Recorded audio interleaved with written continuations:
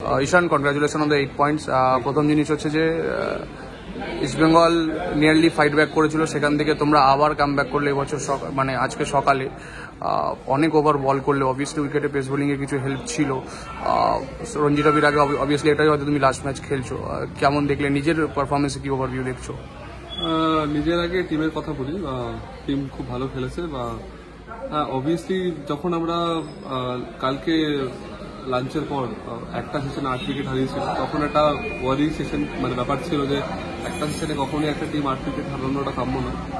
কিন্তু যেহেতু বদল করেনি আমাদের ব্যাপারটা, তখন আমাদের 15 লিড ছিল, আর আমরা জানতাম যে উইকেটে যেহেতু হেল্প আছে, আমরা ভালো জায়গায় বল করলে হয়তো আমরা কাম ব্যাক করতে পারবো, আর সেটাই হয়েছে। At the end of the day দেখতে পাচ্ছ স্কোর কি হয়েছে।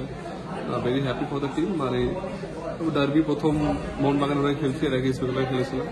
আর বিজা ঘটি, যেটা আগেও বলেছিলাম তোমাকে, যে obviously it's a proud moment for me, আর it's another emotion for my team.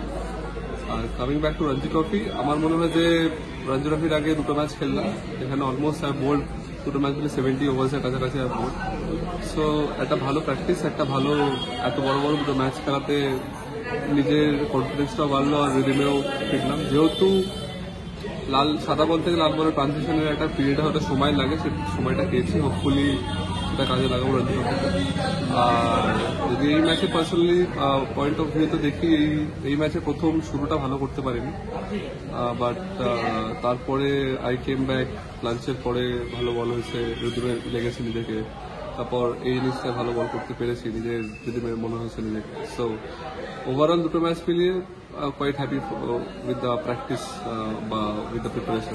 তুমি যে ট্রানজিশনের কথাটা বলছো, যে আগের ম্যাচটা হয়তো যেভাবে তুমি চেয়েছিলে সেভাবে হয়তো যায়নি, তুমি যে white ball to red ball যে ট্রানজিশন বলছিলে, তোমার কি মনে হয় যে you have got the enough time to transit from white ball to red ball? কারণ দুটো ম্যাচ অনেক সময়, দুটো ম্যাচে তার উপর আবার 70 ওভার বোলিং করা is enough time I feel as a first over. 70 over 6 দিন মাঠে দাঁড়ানো, যে মাঠে দাঁড়ানো টেনিসিটা দরকার করায়, দাঁড়ানোর পর লাঞ্চের পরে সেম এফার্ট, টি এর পরে সেম এফার্ট, আবার নতুন বল নিয়ে সেম এফার্টে বল করতে হয়, সেটা ইম্পর্টেন্ট হয়।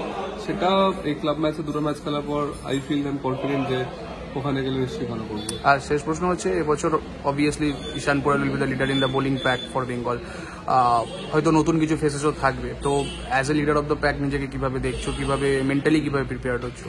এর আগেও কখনো এরকম ভাবে নিজেকে লিডার অফ দ্য প্যাক দেখিনি, কিন্তু একটা চ্যালেঞ্জ থাকবে নিজের জন্য। বিকজ হয়তো রিলেটিভলি আগে যখন মুকেশ আকাশের সাথে খেলতাম, ওরাও number of amount of matches খেলেছিল, এক্সপিরিয়েন্স আছে যে রঞ্জি ট্রফিতে কি হতে পারে। সেশন ওয়াইজ সেশন খেলাটা চেঞ্জ হয়, নতুন বলে বোলিং আলাদা হয়, পুরোনো বলে অনেক আলাদা হয়। সো এবার যেই আসুন না করে নিশ্চয়ই ভালো করবে তারা, আর যতটা পারবো তাদেরকে যদি হেল্প লাগে তাদের অবভিয়াসলি হেল্প করার চেষ্টা করবো। আর at the end of the day আমি এটা মনে করি, নিজে যদি ভালো করি তাহলে টিমও ভালো দিকে আছে। যদি আমি ভালো করতে পারি as a bowler, as a main fast bowler, বা বলতে পারো as a new ball bowler, বা অ্যাজ আ বোলার যে অনেকগুলো ম্যাচ খেলেছে বেঙ্গালোর হয়ে, যদি ভালো করতে পারি হোপফুলি টিমও ভালো জায়গায় থাকবে। Thank you.